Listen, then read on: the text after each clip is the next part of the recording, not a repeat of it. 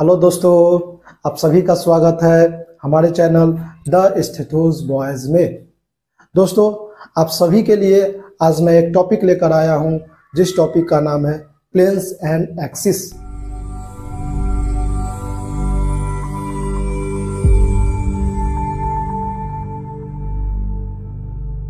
अब चलिए हम टाइप्स ऑफ प्लेन्स के बारे में बात करते हैं।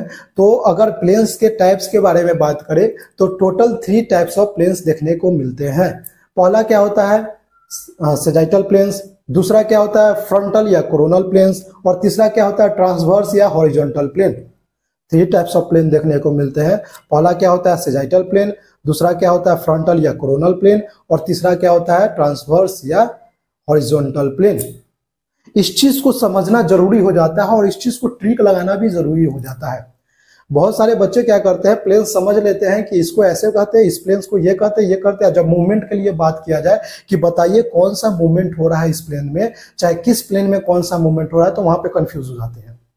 तो आज इस वीडियो में हम ये भी समझाने वाले हैं एकदम सिंपल ट्रिक, जिससे आपको समझ में आ जाएगी कैसे याद करेगी कि कौन से प्लेन में कैसे मूवमेंट हो रहा है। जैसे हम बता दिए कि आप मिड सेजाइटल प्लेन ये होता है। अब मूवमेंट पूछा जाए कि कैसे मूवमेंट होता है तो क्या बताएंगे?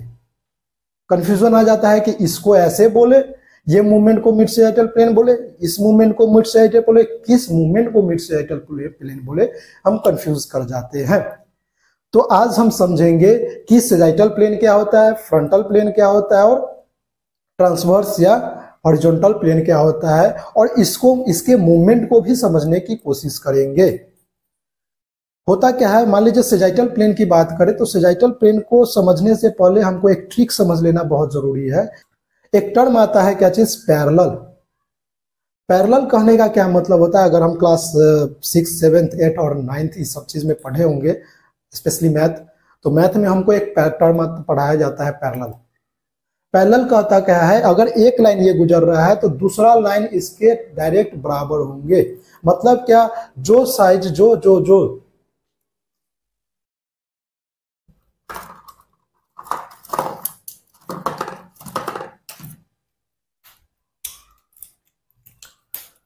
पैरेलल क्या कहता है, पैरेलल कहता है क्या कि से अगर एक लाइन हमारा गुजर रहा है, अगर दूसरा लाइन वहां से गुजर रहा है, तो दोनों के बीच का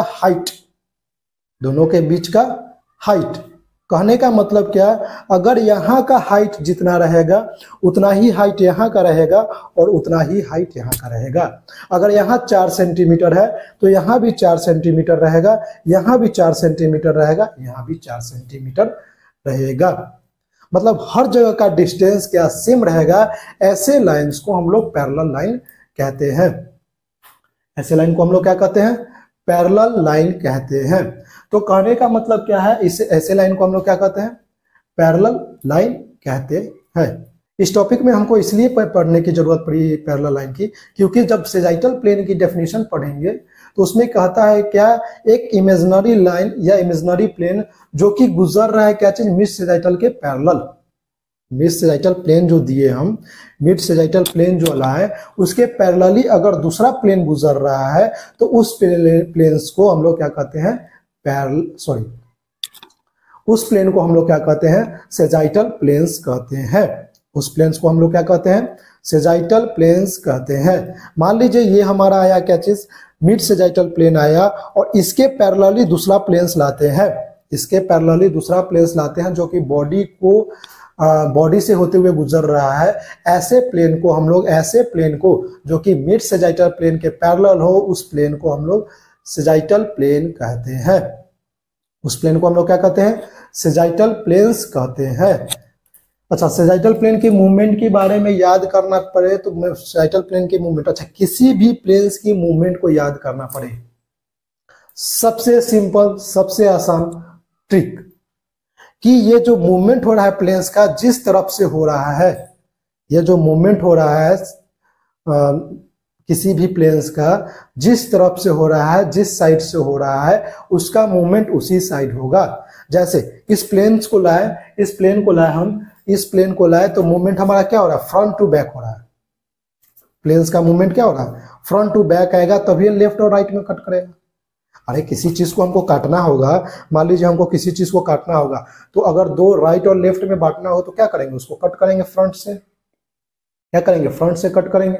ठीक उसी तरह ये प्लेन आया और हमको कट करना है, हमको क्या करना है, कट करना है, बाइसेक्ट करना है। तो कहां से आएगा, फ्रंट से आएगा और बाइसेक्ट करना स्टार्ट करेगा, फ्रंट से है ना, और क्या हो जाएगा, बैक की तरफ। तो इसका भी मूवमेंट क्या होगा, फ्रंट और बैक में जितना भी मूवमेंट हो रहा है, फॉरवर्ड और बैकवर्ड डायरेक्शन में जितना मूवमेंट हो रहा है, वो सारे मूवमेंट किस में आ जाएंगे, सेजाइटल प्लेन में। वो सारे मूवमेंट किस में आएंगे, सेजाइटल प्लेन में।